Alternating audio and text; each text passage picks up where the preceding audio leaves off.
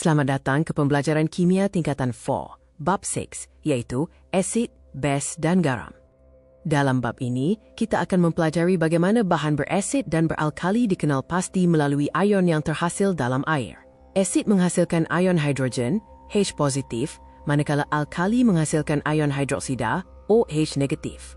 Kita juga akan belajar tentang skala pH, perubahan warna kertas litmus, kekuatan ASID dan alkali, sifat kimia ASID, sifat kimia alkali serta pembentukan garam.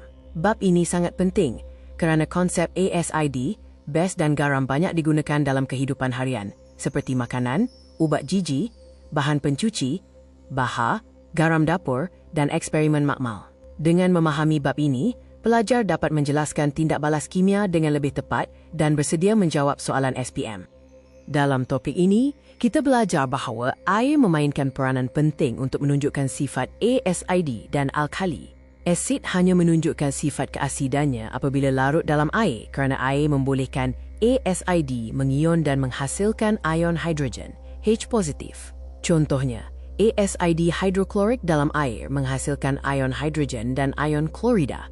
Alkali pula mengion dalam air untuk menghasilkan ion hidroksida, OH negatif. Contohnya, natrium hidroksida dalam air menghasilkan ion natrium dan ion hidroksida.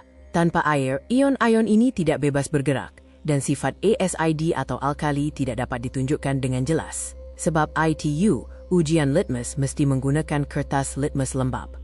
Asid menukarkan litmus biru kepada merah, manakala alkali menukarkan litmus merah kepada biru. Asid, base dan alkali mempunyai maksud yang berbeza dalam kimia.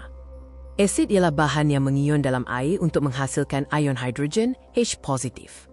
Contohnya, ASID hidroklorik, ASID nitrik dan ASID sulfurik. Base pula ialah bahan yang bertindak balas dengan ASID untuk menghasilkan garam dan air. Contoh base ialah kuprum 2 oksida, magnesium oksida dan zinc oksida. Alkali pula ialah base yang larut dalam air dan menghasilkan ion hidroksida, OH negatif.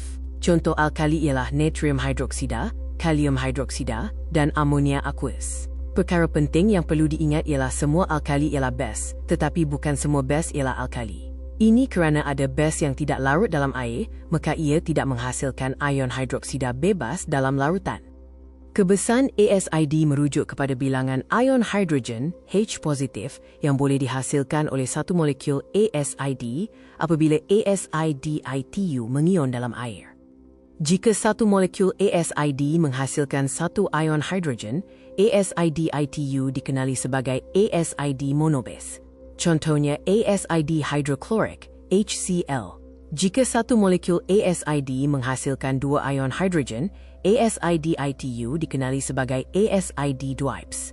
Contohnya ASID sulfuric, H2SO4. Jika satu molekul ASID menghasilkan tiga ion hidrogen, ASID ITU dikenali sebagai ASID tripes. Contohnya ASID phosphoric, H3PO4. Konsep kebesaran ASID penting kerana ia membantu kita memahami jumlah ion hidrogen yang boleh dibebaskan oleh sesuatu ASID, seterusnya mempengaruhi tindak balas kimia dan pembentukan garam. Nilai pH digunakan untuk menunjukkan tahap keasidan atau kealkalian sesuatu larutan. Skala pH biasanya bermula daripada 0 hingga 14. Larutan yang mempunyai nilai pH kurang daripada 7 ialah larutan berasid. Larutan yang mempunyai nilai pH tepat 7 ialah larutan neutral, seperti air suling. Larutan yang mempunyai nilai pH lebih daripada 7 ialah larutan beralkali. Semakin rendah nilai pH, semakin kuat sifat ASID sesuatu larutan. Sebaliknya, semakin tinggi nilai pH, semakin kuat sifat alkali sesuatu larutan. Contohnya, jus lemon mempunyai pH sekitar 2, cuka sekitar pH 3, air suling pH 7, ubat gigi sekitar pH 8 hingga 9, manakala natrium hidroksida mempunyai pH sekitar 13 hingga 14. Skala pH membantu kita mengenal pasti sifat larutan dengan cepat. Kekuatan ASID dan alkali bergantung kepada tahap pengionan dalam air. Asid kuat ialah ASID yang mengion lengkap dalam air dan menghasilkan banyak ion hidrogen. Contoh ASID kuat ialah ASID hidroklorik, ASID nitrik, dan ASID sulfurik. Asid lemah pula hanya mengion separuh dalam air dan menghasilkan sedikit ion hidrogen. contohnya asid ethanoik dan asid karbonik. Bagi alkali pula, alkali kuat mengion lengkap dalam air dan menghasilkan banyak ion hidroksida, contohnya natrium hidroksida dan kalium hidroksida. Alkali lemah pula mengion separuh dan menghasilkan sedikit ion hidroksida, seperti amonia aqueous. Rumusan mudahnya, semakin banyak ion H positif atau OH negatif yang terhasil dalam larutan, semakin kuat asid atau alkali tersebut. Asid mempunyai beberapa sifat kimia penting. Pertama, asid bertindak balas dengan alkali untuk menghasilkan garam dan air. Tindak balas ini dikenali sebagai penetralan. Contohnya, asid hidroklorik bertindak balas dengan natrium hidroksida, menghasilkan natrium klorida dan air. Kedua, asid bertindak balas dengan oksida logam untuk menghasilkan garam dan air. Ketiga, asid bertindak balas dengan logam reaktif untuk menghasilkan garam dan gas hidrogen.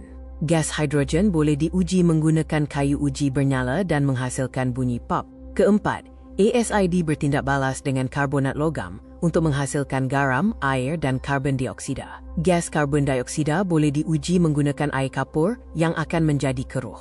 Alkali juga mempunyai sifat kimia yang penting. Pertama, alkali bertindak balas dengan asid untuk menghasilkan garam dan air. Ini merupakan tindak balas penetralan, sama seperti tindak balas antara asid dan alkali. Kedua, alkali bertindak balas dengan garam amonium untuk menghasilkan garam, air dan amonia. Gas amonia yang terhasil boleh dikenal pasti kerana ia menukarkan kertas litmus merah lembap kepada biru. Ketiga, alkali boleh bertindak balas dengan ion logam untuk menghasilkan hidroksida logam yang tidak larut. Hidroksida logam ini biasanya terbentuk sebagai mendakan. Contohnya, ion magnesium bertindak balas dengan ion hidroksida untuk menghasilkan magnesium hidroksida. Tindak balas ini penting dalam ujian pengesanan ion logam dalam larutan. Garam ialah sebatian ion yang terbentuk apabila ion hidrogen dalam asid digantikan oleh ion logam atau ion amonium. Garam boleh terbentuk melalui tindak balas asid dengan alkali, asid dengan base, asid dengan logam atau asid dengan karbonat logam. Jenis garam yang terbentuk bergantung kepada jenis asid yang digunakan. Asid hidroklorik menghasilkan garam klorida seperti natrium klorida. Asid sulfurik menghasilkan garam sulfat seperti kuprum 2 sulfat. Asid nitrik menghasilkan garam nitrat seperti kalsium nitrat. Asid karbonik pula menghasilkan garam karbonat. Garam sangat penting dalam kehidupan harian dan industri, contohnya garam dapur, bahan kimia makmal dan sebatian mineral. Kaedah penyediaan garam bergantung kepada sama ada garam ITU larut atau tidak larut dalam air. Garam larut boleh disediakan melalui beberapa kaedah. Jika garam terbentuk daripada asid dan alkali, kaedah pentitratan boleh digunakan.